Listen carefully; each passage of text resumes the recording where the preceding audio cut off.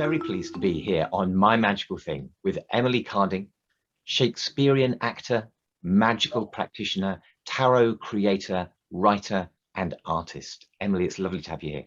Hello, it's lovely to be here. Thank you so much for inviting me. You're very welcome, my friend. So, Emily, please may we see your magical thing? It's this pendant, this Triskel pendant.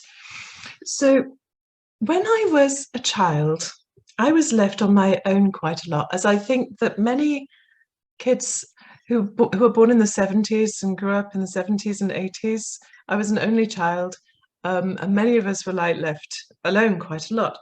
And there was a couple of things that I was forbidden from looking at. There was two books that my mum happened to have from when she was very interested in occult things as a teenager, and then left it all behind when she met my dad very young at 17. She had me at 18, but there were these few things left around. One was a book called The Secret Law of Magic by Idris Shah, which I'm sure you're familiar with. The other is The Devil's Picture book, another amazing sort of classic. And it had a very sort of Devil Rides Out cover. It was like definitely forbidden for a child to look at.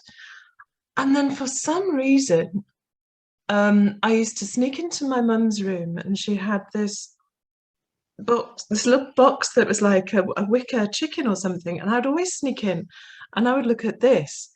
And so these three objects, these two books and this pendant, as a child, I was really drawn to. And I'd be like, I'm sure that my mum is a witch.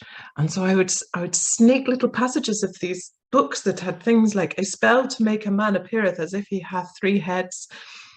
And this symbol, this Triskel symbol, which as I got older, started to mean more and more to me.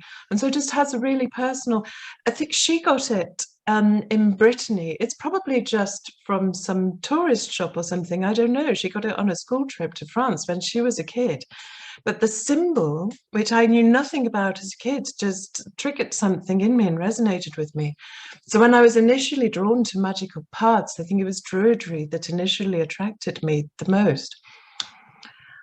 But this triple spiral has come to mean over the years, especially when I was starting out, more than a pentagram initially for me, so much to me, the sort of the pattern of the spiral, how that repeats in nature, how it repeats in energetic movement and in the patterns of our lives and life, death, and rebirth, triple aspected goddesses, all of this, and the way that life repeats in cycles, not in circles, but in that spiral, in that day. I was talking about it earlier today, actually, as well.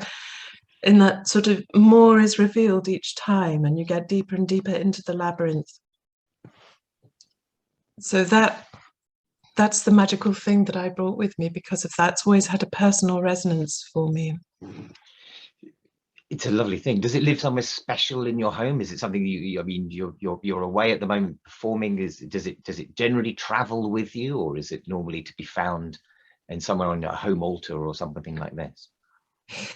So I used to wear this all the time for years, until I had my child, who is now 19. I can't believe it. And that's when I stopped wearing it, was because they used to just grab at it as a baby. And so now it lives very near my altar in a special box, sort of kept aside.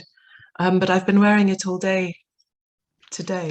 And it's very, very tactile. You can sort of trace, I don't know whether you can see, it's very sturdy. I think it's pewter, and it's raised so you can trace the spiral, and it's large, it's a large chunky thing, but it's a sort of almost as a meditation, tracing the spiral like you might trace a finger labyrinth or something. And it gets warm very quickly. It's a lovely tactile palm size chunky thing, and if necessary could probably also be used as a weapon, so that's always handy too. Could deflect a bullet. Yes. I like a multi-purpose, practical, magical thing. Emily Conning, that's lovely to see this object from that off limits part of the experience of growing up as a child that then becomes part of your magical practice, and then has to when you have your own children, has to go sneak away for a little while. Yeah, it gets put away again. But it's how symbols hold such power and become part of our personal language, and although they may have meanings that are established and historical, they acquire and grow in their own, in the personal symbolism. You know, how we're all kind of walking symbolic dictionaries in ourselves as we go through life and experience things. So there's a real power in that. And so for me, this symbol really opened a gateway into all of this as a child and moving onwards. So it's one, I'm glad it's still in my life. Emily, thank you so much for taking the time to share with us your amazing magical thing. That's really appreciated, my friend. Thank you so much. So much. Thank you.